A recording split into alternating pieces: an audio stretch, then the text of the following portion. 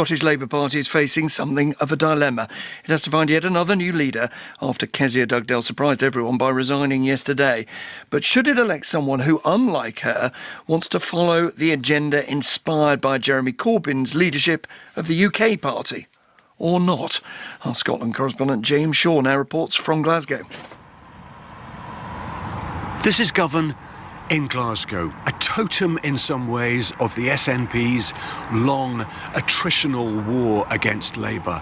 Now solidly SNP, part of Nicola Sturgeon's constituency. But the SNP's dominance may be fraying in some places, perhaps not here at the moment, but what would it take for people to think about voting Labour again? Corbyn started to change my mind a wee bit, but I'm not quite there yet. I think it would need to be someone who is more concentrated on the people, which is why I no longer vote for Labour. If it was the right person, could that persuade you? If they had, say, stronger policies, stronger social policies, is that the kind of thing that might draw you back?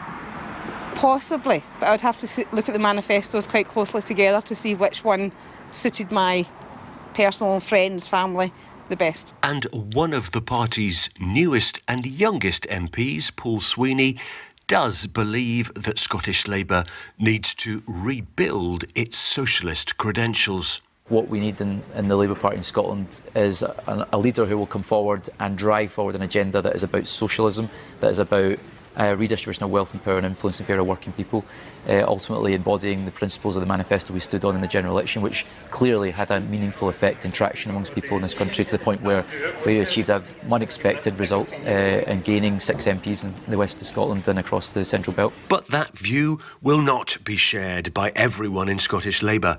The divided nature of the party was illustrated during a leadership hustings between Owen Smith and Jeremy Corbyn last year. I think Kezia is doing a brilliant job. I think she's a fantastic role model. Well, I think Kezia is doing a fantastic job. I think she's a great role model for Labour across this country.